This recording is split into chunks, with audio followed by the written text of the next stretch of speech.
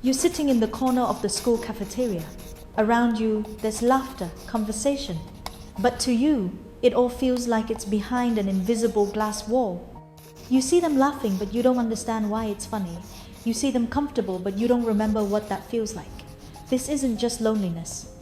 This is the feeling of being separated, like watching life through a screen. And that feeling doesn't disappear when you leave school. It follows you home, to work, into relationships. You grow up, learn to smile at the right times, say the right things. But inside, that glass wall is still there. This video isn't about healing. This is about the psychological layers still operating inside you, the patterns that have become embedded in how you think, feel, and exist. If you were once a victim of school bullying, you'll understand why you're still like this. Not to fix it, but to understand it. Because sometimes, just knowing that you're not crazy, not weak, not alone, is enough to breathe a little easier. Your body remembers. When you were a victim of school bullying, your body learned that the world isn't safe and you must always be vigilant.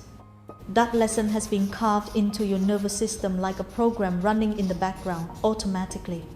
You walk into a room, your eyes automatically scan the space, count people, find exits, choose a seat with your back to the wall. You hear a group laughing, your heart beats faster. Someone walks closer, your shoulders tense. Someone touches your shoulder unexpectedly, you flinch hard. Your body reacts before your brain can think. This is hypervigilance, and it runs constantly without stopping. There's a mechanism called the fight or flight response. When you encounter danger, your body pumps adrenaline, ready to fight or run. But when you're a victim of school bullying, this mechanism activates constantly in normal social situations where you can't fight and can't flee. So the brain adds a third response, freeze. And over time, your nervous system gets stuck in one of these three states. Your body is always on, always ready for threat, even when you're sitting in your own living room. This is why you're always exhausted. Your energy isn't used for work, but for scanning the environment, reading people, predicting danger.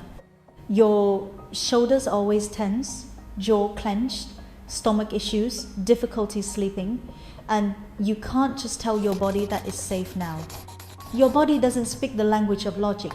It speaks the language of experience. To your body, the world is still dangerous, and safety is only a temporary illusion. When you were bullied at school, your brain automatically searched for an explanation. And the explanation your brain found wasn't that they had a problem, but that you had a problem. Because if you had a problem, maybe you could fix it to stop being bullied. From there, a story forms, a core belief buried beneath everything else. There must be something wrong with me. There's a huge difference between thinking you did something wrong and believing you are something wrong. The first is about action, the second is about nature.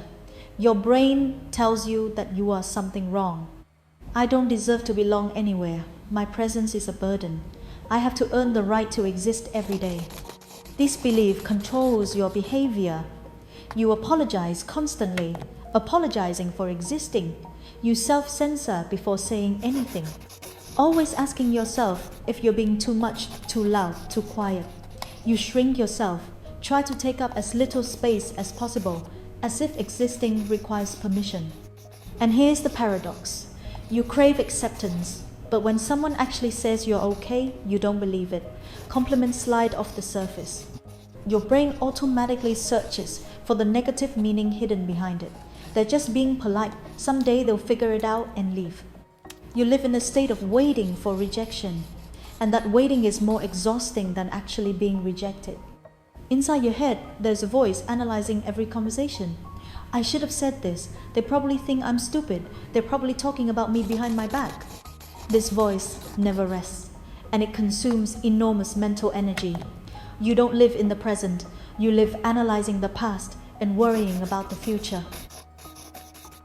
The way you connect with others is where the traces show most clearly but are hardest to recognize. Your brain learned a set of rules about relationships from those years, and you apply them to every relationship in your life. In friendship, you're drawn to people who show initial kindness, but you have an abnormally high tolerance for poor treatment. Others cancel last minute, you say it's fine. Others only reach out when they need something. You're still available because you're more afraid of losing them than needing to be respected. Boundaries don't exist for you because setting boundaries means the risk of them leaving. You give excessively as a form of insurance. Always the one to text first, check in, remember birthdays, ready to help, doing anything to keep the relationship even if it means betraying yourself. You have two ways of responding to trust, both extreme. Either you trust completely, give everything, quickly, almost desperately, or you build walls no one can enter. There's no middle ground. And sometimes, you unconsciously push them away to prove they'll leave. You self-sabotage, because familiar pain is safer than new happiness. In romantic love, you're often drawn to people who mirror your original wound, people who are unpredictable, inconsistent, making you constantly prove your worth. Your brain recognizes this familiar pattern and calls it chemistry, but really it's just the wound in you recognizing the wound in them. You're hypersensitive to their mood, automatically taking responsibility for their emotions. If they're sad, it's probably my fault. If they're distant, I have to do something to pull them back. And when someone loves you genuinely, unconditionally, you don't know how to receive it.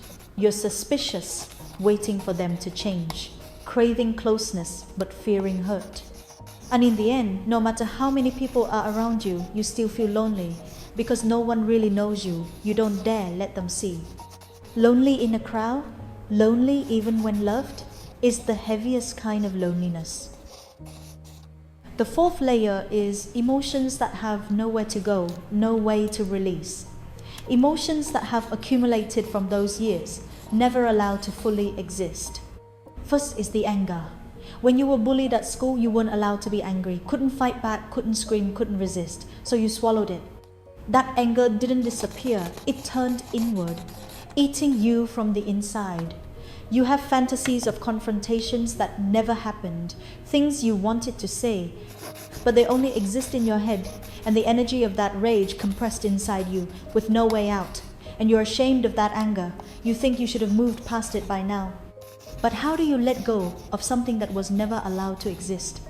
Then there's the grief with no endpoint. You mourn the stolen childhood, the what-if scenarios in your head, grieving for the person you could have become. And this grief has no closing ceremony, no funeral, no conclusion. The wound stays open, unattended, unacknowledged. When there's too much anger and too much pain, your brain shuts down emotions to protect you. You become numb. Not depression exactly, but emotional flatness, like static noise. You disconnect from your body's sensations. You don't know what you're feeling anymore, just emptiness, and that emptiness is strangely heavy. You struggle to feel joy because positive emotions feel dangerous, foreign. You live like an observer of your own life, not someone living it. There's a state called freeze. Not depression, not anxiety, but something in between.